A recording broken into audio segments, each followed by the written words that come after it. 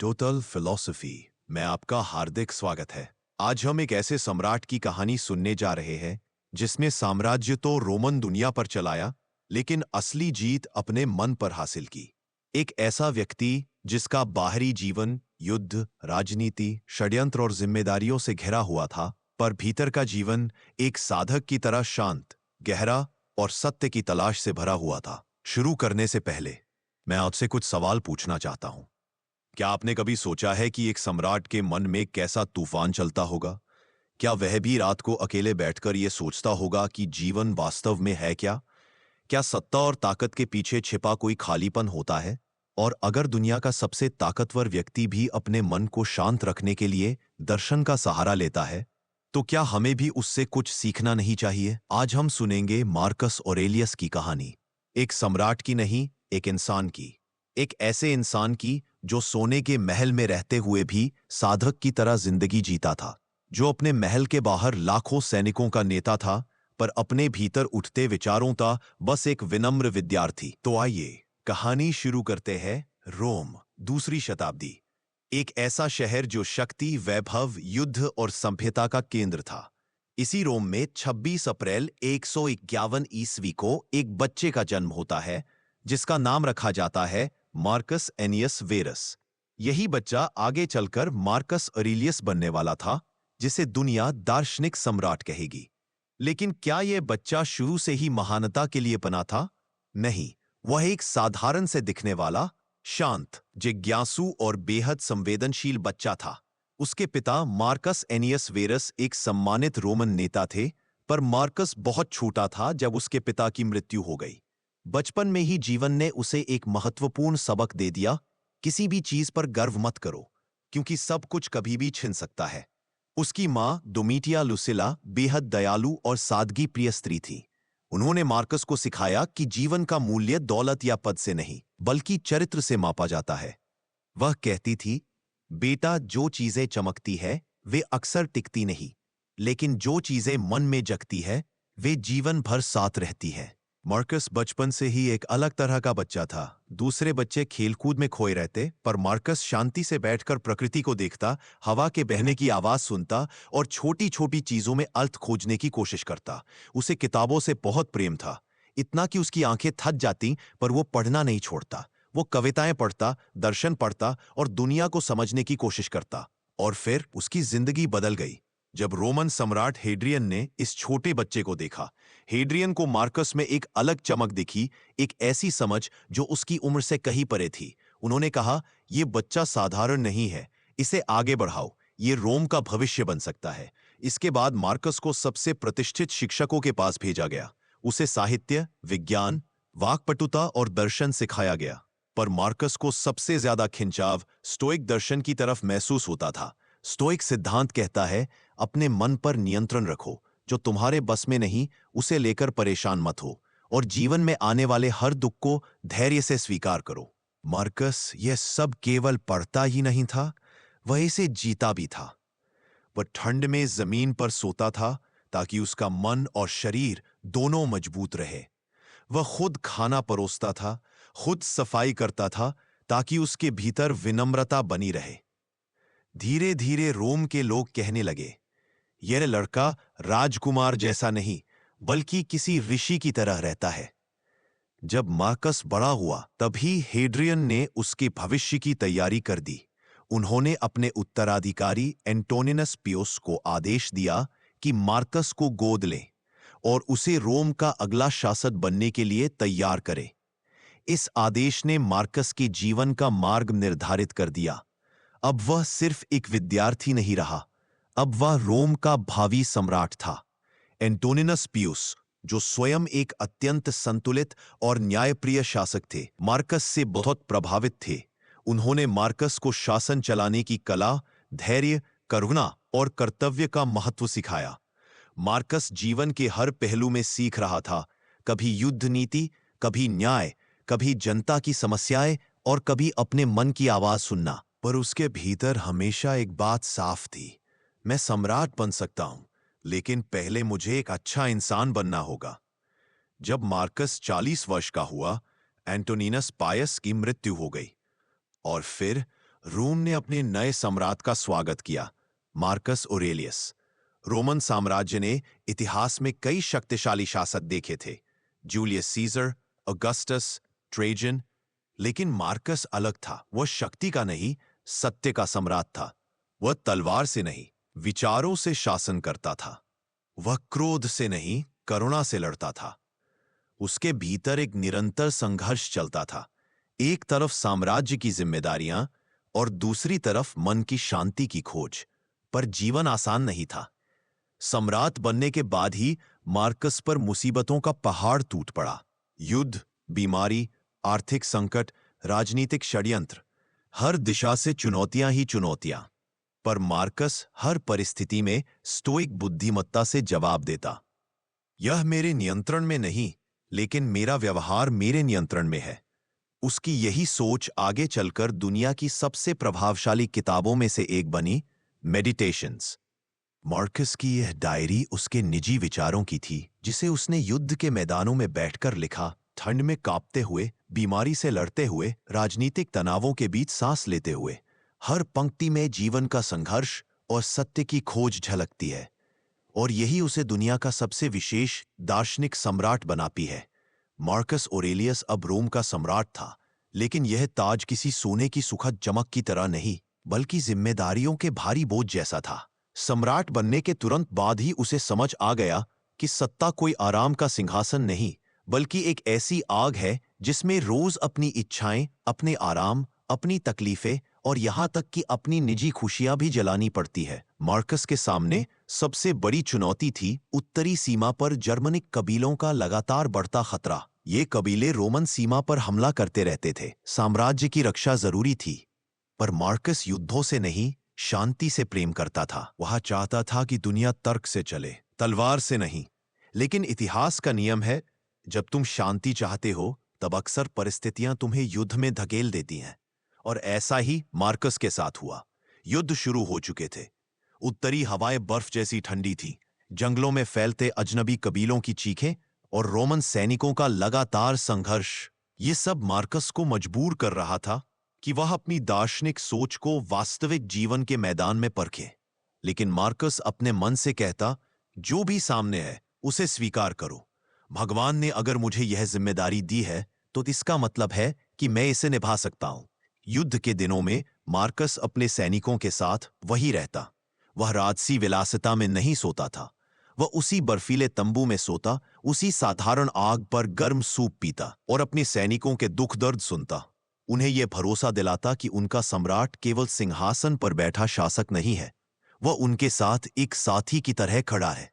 यही मार्कस की असली महानता थी। वह कहता था, एक अच्छा सम्राट बनने के लिए पहले एक अच्छा इंसान बनना पड़ता है। इन युद्धों के दौरान ही उसने अपनी डायरी मेडिटेशंस लिखना शुरू किया।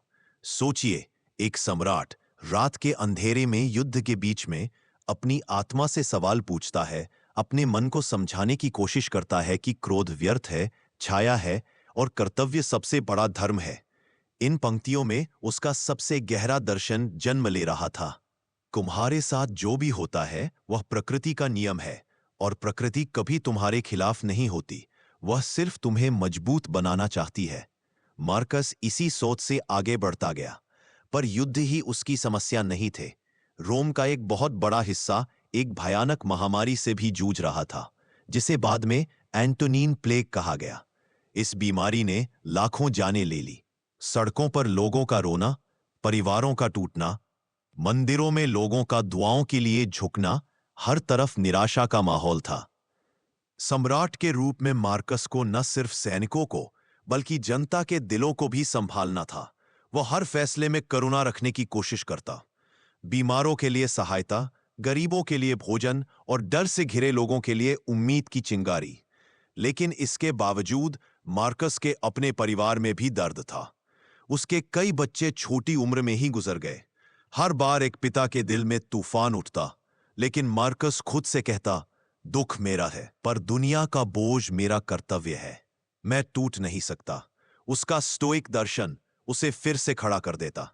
वह कहता, जो चीजें हमारे बस में नहीं है, उनके लिए दुखी होना सिर्फ समय की बर्बादी है। हमें बस इतना करना है कि जो अच्छा हम कर सकते हैं उसे पूरे दिल से करें। मार्कस का जीवन जितना बाहर से कठोर लग रहा था, अंदर से उतना ही शांत, समझदार और आध्यात्मिक। वह अपने मन को रोज समझाता था, तुम्हारे भीतर जो क्रोध उठता है वह तुम्हारा अपना शत्रु है। दूसरे तुम्हें चोट नहीं पहुंचाते, तुम्हारी प्रतिक्रिया तुम्हें चोट पहुंचाती है। बस युद्ध के दौरान भी जब उसके सामने दुश्मन खड़े होते, वह उन्हें नफरत का पात्र नहीं समझता, बल्कि प्रकृति के हिस्से की तरह देखता। उसका एक सैनिक लिखता है, मार्कस अपने शत्रुओं से भी सम्मान से पेश आता था। वह हर इंसान में इंसानियत ढूंढ लेता था। धीरे धीरे कबीले पीछे हटने लगे, रोम सुरक्षित होने लगा, युद्ध का दबाव कम हुआ। पर मार्कस युद्ध खत्म होने के बाद भी एक साधारण जीवन जीने की कोशिश करता। वह कहता, अगर मैं सम्राट होने का गर्व महसूस करूं तो दर्शन पर चल ही नहीं सकता। मैं बस एक इंसान हूं और मुझे भी वही अच्छाई चाहिए जो हर इंसान चाहता है। अपने बेटे कमोडस को उसने शिक्षा देने की बहुत कोशिश की। वह चाहता था कि वह भी धैर्य, करुणा और बुद्धिमत्ता सीखे, पर कमोडस का स्वभाव अलग था।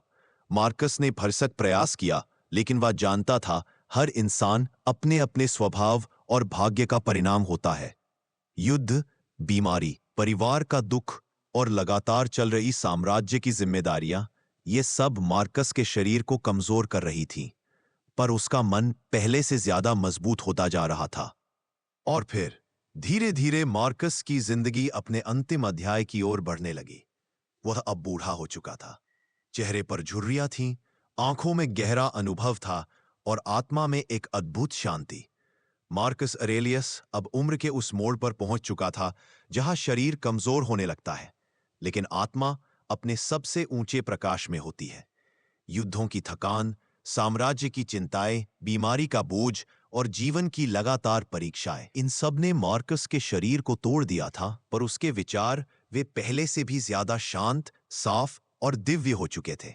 उत्तरी सीमा पर फिर से कबीले सक्रिय हो गए थे। साम्राज्य को उसकी जरूरत थी, और भले ही मार्कस अब बूढ़ा हो चुका था, फिर भी वह युद्ध के मैदान में अपने सैनिकों के साथ उतर गया। वह कहता था, सैनिक दुख में हो और सम्राट आराम में, यह प्रकृति को स्वीकार नहीं। तो वह फिर से वही बर्फीले जंगल, वही ठंडी हवा, वही आग की धीमी लपटें और वही युद्ध के तनाव में लौट आया। धीरे धीरे मार्कस को एहसास होने लगा कि यह यात्रा शायद उसकी अंतिम यात्रा हो सकती है। एक रात जब हवा में बर्फ घुली हुई थी और सैनिक दूर आग जलाकर पहरा दे रहे थे, मार्कस अपने तंबू में अकेला बैठा था। उसकी डायरी का आखिरी पन्ना सामने था। उसने थोड़ी देर तक आसमान की ओर देखा, वही तारों से भरा आसमान जिसे देखकर वह बचपन में सवाल पूछता था। उसे लगा जैसे प्रकृति उससे कह रही हो, मार्कस, अब आराम करो, तुमने अपना काम पूरा कर लिया। उसने डायरी में आखिरी विचार लिखा, सब कुछ प्रकृति के अनुसार होता है, मैं प्रकृति का हिस्सा हूं, और अब जो भी होगा वह अच्छा ही होगा। उसकी ये पंक्ति शायद उसके पूरे जीवन का सबसे सुंदर सार थी। अगले ही दिनों में मार्कस पोरेलियस तेज बुखार से गिर पड़ा। उसके सैनिक चिंतित हो गए। पनाहगाह में डॉक्टर आते जाते रहे, लेकिन मार्कस को पता था अब उसने जितनी यात्रा करनी थी कर ली है। अब उसके कदम किसी और दुनिया की ओर बढ़ने वाले हैं। उसने अपने बेटे कॉमोडस को बुलाया। पिता का चेहरा कमजोर था, लेकिन आंखों में वही गहराई, वही करुणा, वही शांति थी जो मार्कस की पहचान थी। उसने कॉमोडस से कहा, सत्ता का मतलब है अपने लोगों की रक्षा करना, उनका दर्द समझना और न्याय करना। दुनिया को नियंत्रित मत करना, अपने मन को नियंत्रित करना। यही असली साम्राज्य है। कॉमोडस ने सिर हिलाया, लेकिन इतिहास बताता है कि वह इन बातों को समझ नहीं पाया। पर उस पल में मार्कस को सिर्फ अपना कर्तव्य पूरा करना था। वह कहता है, मेरी मृत्यु से डरना मत, मैं कोई विशेष नहीं, मैं उसी प्रकृति का हिस्सा हूं जिससे तुम बने हो और जिसके पास हम सब लौट जाते हैं। अगली सुबह सैनिकों ने देखा कि सम्राट मार्कस ऑरेलियस अपनी चादर ओढ़े हुए शांत भाव से सोया हुआ है, लेकिन उसकी सांसें अब नहीं चल रही थी। कोई चीख नहीं, कोई घबराहट नहीं, कोई दर्द नहीं, बस शांति। जिसे पाने के लिए उसने पूरी जिंदगी अभ्यास किया था। मार्कस ऑरेलियस की मृत्यु 17 मार्च 180 ईस्वी में हुई, लेकिन यह अंत नहीं था। यह सिर्फ शरीर की विदाई थी। उसके विचार, उसका दर्शन, उसकी डायरी की वे अनमोल पंक्तियां, वे सब जिंदा रहे और आज भी उसी तरह चमकते हैं जैसे किसी गहरे समंदर की गहराई में छिपे मोती। उसके शव को रोम लाया गया। जनता इकट्ठा हुई। हर चेहरे पर दुख था, लेकिन साथ ही एक गर्व भी, क्योंकि उन्होंने सिर्फ एक सम्राट नहीं खोया था, उन्होंने एक ऐसा इंसान खोया था जो खुद को इंसान से ज्यादा कुछ समझने से हमेशा बचता रहा। और आज दुनिया भर में मार्कस ऑरेलियस की किताब मेडिटेशंस लाखों लोगों को मजबूत बनाती है। लोग इसे पढ़कर अपने डर कम करते हैं, अपनी परेशानियों को समझते हैं और जीवन के हर संघर्ष को शांत मन से स्वीकार करने का अभ्यास करते हैं। मार्कस ने कहा था, तुम्हारी जिंदगी वही है जिस तरह के विचार तुम रोज अपने मन में रखते हो। और यह सच है। किसी भी परिस्थिति में हमारा मन ही हमारा असली शासक है। संसार बाहर जो चाहे कर ले, पर मन को कौन सा रूप देना है, यह हमारा अपना निर्णय है। मार्कस यही सिखाते रहे। युद्ध था, फिर भी शांत रहो। बीमारी थी, फिर भी कर्तव्य निभाओ। दुख था, फिर भी क्रोध मत करो। मृत्यु पास थी, फिर भी सत्य को अपनाओ। उसकी यह शिक्षा किसी सम्राट की नहीं, किसी महान दार्शनिक की नहीं, बल्कि एक गहरे, संवेदनशील और अत्यंत विनम्र मानव की शिक्षा थी। दुनिया इतने वर्षों बाद भी मार्कस ऑरेलियस को इसलिए याद रखती है क्योंकि उसने दिखाया कि सबसे बड़ी जीत तलवार की नहीं, मन की होती है। मार्कस ऑरेलियस के जीवन का अंत हो चुका था, लेकिन उनकी सोच, उनकी आत्मा, उनकी शिक्षा एक नई यात्रा शुरू कर चुकी थी। उनकी मृत्यु के वर्षों बाद भी जब भी कोई इंसान अपनी उलझनों से थक जाता, जब भी किसी के मन में डर, चिंता या क्रोध घर कर लेता, जब भी कोई इंसान खुद से यह पूछता, मैं क्यों इतना परेशान हूं, तब मार्कस की लिखी पंक्तियां मानो किसी शांत पहाड़ी पर बहती हवा की तरह उसके मन में उतरा करती। उनकी डायरी मेडिटेशंस किसी और के लिए नहीं लिखी गई थी।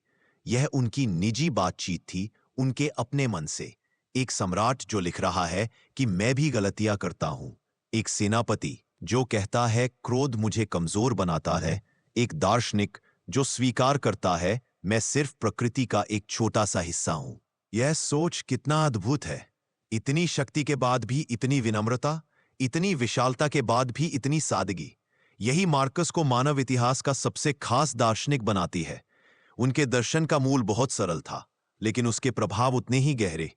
वह कहते थे, तुम बाहरी दुनिया को बदल नहीं सकते, पर तुम अपनी प्रतिक्रिया बदल सकते हो। यही स्टोइक दर्शन की जड़ है। और मार्कस ऑरेलियस ने इसे सिर्फ समझा ही नहीं, पूरी जिंदगी जी कर दिखाया। मार्कस के अनुसार पहला सिद्धांत, जो तुम्हारे बस में है उस पर ध्यान दो, जो बस में नहीं उसे स्वीकार करो। जब मौसम बदलता है, जब लोग तुम्हें परेशान करते हैं, जब परिस्थितियां बिगड़ती हैं, तुम चाहे कितना भी कोशिश करो उन्हें रोक नहीं सकते, पर तुम यह तय जरूर कर सकते हो कि तुम कैसा महसूस करोगे। मार्कस कहते थे, किसी की गलती पर नाराज मत हो। वह इंसान गलत इसलिए है क्योंकि वह जानता ही नहीं। अगर तुम जानते हो तो तुम्हें उससे ज्यादा शांत होना चाहिए। उसका दूसरा सिद्धांत था, जीवन छोटा है और हर क्षण अनमोल। मार्कस अक्सर लिखते हैं, जब तुम सुबह उठो तो खुद से कहो, आज मुझे उन लोगों से मिलना है जो कृतज्ञ होंगे, जो क्रूर होंगे, जो स्वार्थी होंगे, लेकिन मैं उनसे नाराज नहीं होऊंगा क्योंकि वे नहीं जानते जो मैं जानता हूं। ये पंक्तियां आज भी पढ़कर आदमी सोच में डूब जाता है। कितनी गहराई है इन शब्दों में। मार्कस हमें ये नहीं सिखाते कि दुनिया अच्छी बन जाएगी, वो सिखाते हैं कि तुम अच्छे बनो, चाहे दुनिया कैसी भी हो। उनका तीसरा सिद्धांत था, मृत्यु से मत डरो। ये सुनकर किसी को अजीब लग सकता है, पर मार्कस के अनुसार मृत्यु वह नदी है जिससे होकर हर जीवन गुजरता है।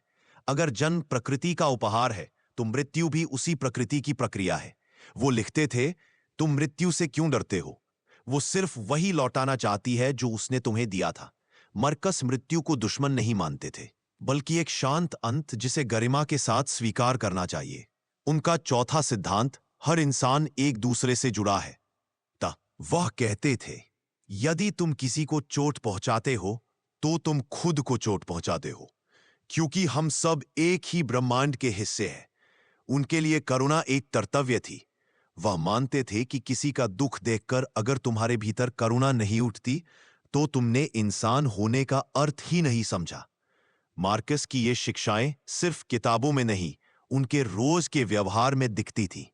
वह गुलामों से भी आदर से बात करते, सैनिकों के साथ खाना खाते और जनता के बीच बैठकर उनकी समस्याएं सुनते। उन्हें किसी का दर्द देखकर असहजता होती थी। वह कहते थे, मैं सम्राट नहीं, पहले मैं मनुष्य हूं। और अब जब उनकी मृत्यु के बाद मेडिटेशंस दुनिया में फैली, तो लोगों को एहसास हुआ कि मार्कस ऑरेलियस वह सम्राट था जो राजमहल में नहीं, अपने मन की गहराई में बैठकर साम्राज्य चलाता था। सदियां बीत गईं, साम्राज्य मिट गए, दीवारें खंडहर हो गईं, पर उनके विचार अब भी उतने ही जीवित हैं जितने उस समय थे। आज जब कोई छात्र उलझा होता है, मार्कस उसे सिखाते हैं धैर्य। जब कोई बिजनेस करने वाला चिंता से भर जाता है, मार्कस उसे सिखाते हैं संतुलन। जब कोई व्यक्ति दुनिया की नकारात्मकता से लड़ता है, मार्कस उसे सिखाते हैं, तुम्हारी प्रतिक्रिया ही तुम्हारी ताकत है। और जब कोई व्यक्ति मृत्यु को देखकर डर जाता है, मार्कस उसे सिखाते हैं, यह भी जीवन का हिस्सा है। कितना आश्चर्य है, एक सम्राट जिसने अपनी बात कभी दुनिया के लिए नहीं लिखी, वह आज दुनिया का शिक्षक बन गया। क्योंकि सत्य कभी मरता नहीं, सत्य समय से बड़ा होता है। मार्कस ऑरेलियस की सोच एक दर्पण की तरह है। तुम अगर घबराए हुए हो तो वह तुम्हें शांति दिखाती है।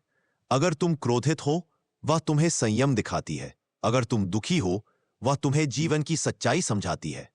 मार्कस कहते थे, कर्तव्य वह है जो तुम अभी इसी क्षण कर सकते हो, बाकी सब तुम्हारे मन की कहानियां हैं। उनके लिए जीवन कोई दौड़ नहीं थी, जीवन बस एक यात्रा थी जिसमें तुम्हें ईमानदारी, धैर्य, करुणा और कर्तव्य को साथ लेकर चलना है।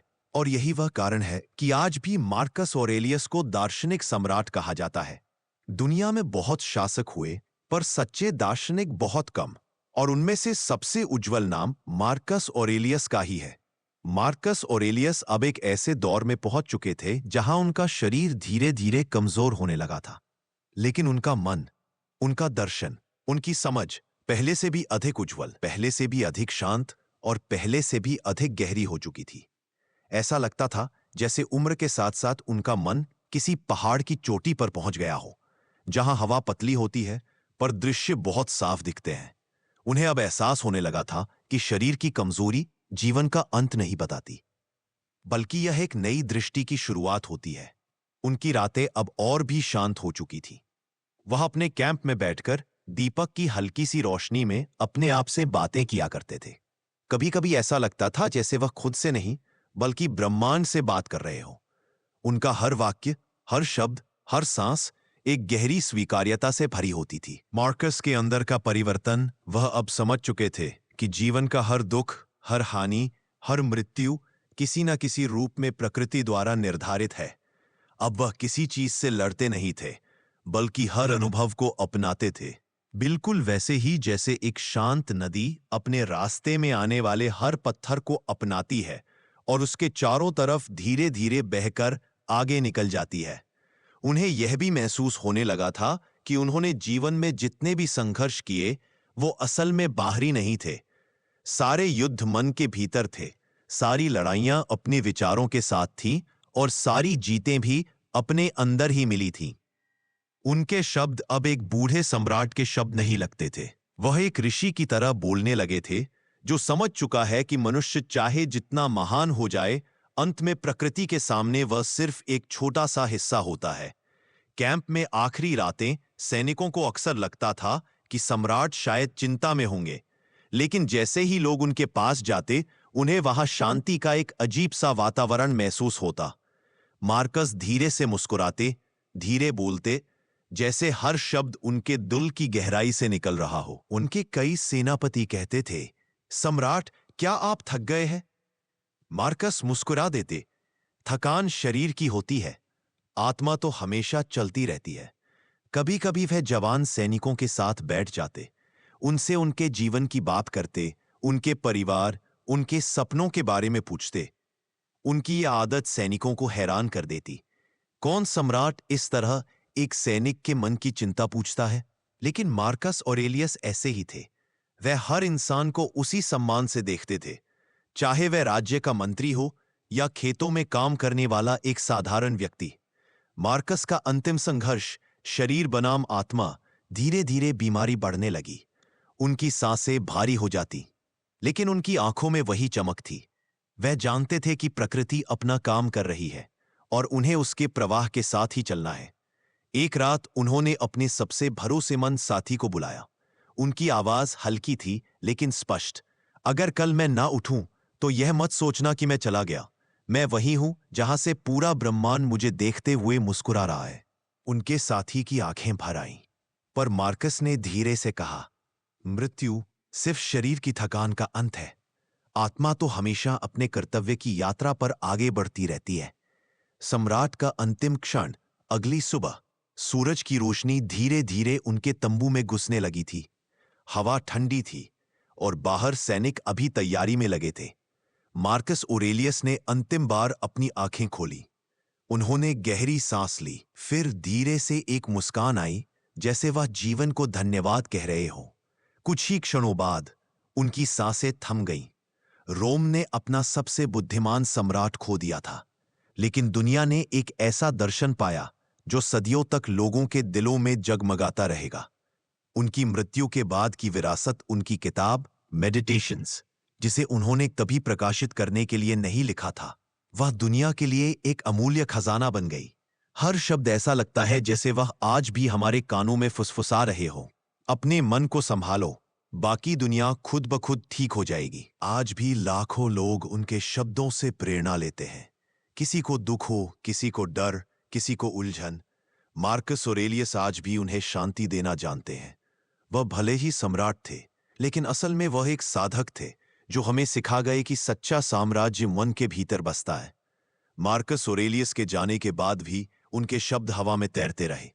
उनकी सोच, उनका धैर्य, उनका प्रेम, उनकी स्वीकार्यता, सब कुछ मानो रोम की मिट्टी में घुल गया था। कई सैनिक कहते थे कि जब वह रात में अलाव के पास बैठते हैं तो ऐसा लगता है जैसे मार्कस की आवाज उनके साथ बैठी हो, धीमी, शांत, मानो अभी भी उन्हें सिखा रही हो कि मन को कैसे साधना है। समय बीतता गया, लेकिन यह अजीब बात है कि कुछ इंसान मरकर भी मरते नहीं। उनका शरीर चला जाता है, पर उनके विचार, वह तो अमर हो जाते हैं। मार्कस भी ऐसे ही एक व्यक्ति थे। उनके विचारों ने आने वाली कई पीढ़ियों को अपनी ओर खींचा। दुनिया बदली, साम्राज्य उठे और गिरे, युद्ध आए और चले गए, लेकिन मार्कस ऑरेलियस के शब्द, तुम्हारा मन ही तुम्हारा संसार बनाता है, यह सीख कभी पुरानी नहीं हुई। उनके दर्शन का असली सार, जो वे हमें सिखाना चाहते थे, मार्कस ऑरेलियस ये नहीं चाहते थे कि लोग उन्हें एक महान सम्राट माने। वह चाहते थे कि लोग खुद को समझें, अपने मन को पहचानें, अपने विचारों को काबू में रखना सीखें। वह कहते थे, दर्द बाहर से नहीं आता, हम उसे अपने मन में जगह देते हैं, इसीलिए वह बढ़ जाता है। उनका यह वाक्य कितना सरल है, लेकिन आज भी जब कोई इंसान चिंता, डर, तनाव से लड़ता है, यह वाक्य उसके लिए प्रकाश की एक छोटी सी किरण बन सकता है। मार्कस यह भी मानते थे कि प्रकृति कभी गलती नहीं करती। जो कुछ भी होता है वह ठीक समय पर, ठीक कारण से होता है। चाहे वह खुशी हो या दुख, सफलता हो या हानि, मिलना हो या बिछड़ना, सब कुछ ब्रह्मांड के नियमों के अनुसार चलता है। उनका एक और प्रसिद्ध विचार था, जिस चीज को तुम बदल नहीं सकते उसे स्वीकार कर लो, और जिस चीज को तुम बदल सकते हो उस पर तुरंत काम करो। आज की दुनिया में जहां लोग छोटी छोटी बातों में उलझ जाते हैं, यह सीख किसी औषधि की तरह काम करती है। मार्क्स का प्रभाव, मृत्यु के बाद भी जीवित उनके बाद कई शासक आए, लेकिन कोई भी मार्कस ऑरेलियस जैसा नहीं था। कई दार्शनिकों ने उनके शब्द पढ़े और कहा, यह व्यक्ति सम्राट से ज्यादा एक संत था। यूनान, रोम, मिस्र, सीरिया, जर्मानिया, साम्राज्य के हर कोने में उनके किस्से सुनाए जाते थे। लोग कहते, उन्होंने तलवार से नहीं बुद्धि से राज किया, और सच भी यही था। उनका शासन संघर्षों से भरा था, लेकिन उन्होंने कभी क्रूरता को अपना हथियार नहीं बनने दिया। वह हमेशा सोचते थे, अगर मैं क्रूर बन गया तो मैं उस प्रकृति के विरुद्ध जाऊंगा जिसने मुझे तर्क और करुणा दी है।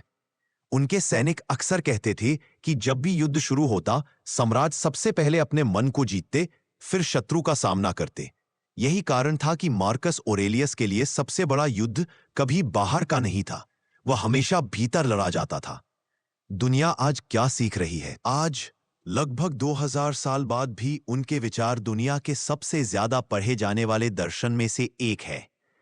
बिजनेस लीडर्स, खिलाड़ी, लेखक, वैज्ञानिक सब मार्कस ऑरेलियस की मेडिटेशंस पढ़ते हैं, क्योंकि हर इंसान अपने अपने तरीके से एक युद्ध लड़ रहा है। किसी का युद्ध अपने विचारों से है, किसी का अपनी परिस्थितियों से, किसी का अपने डर से।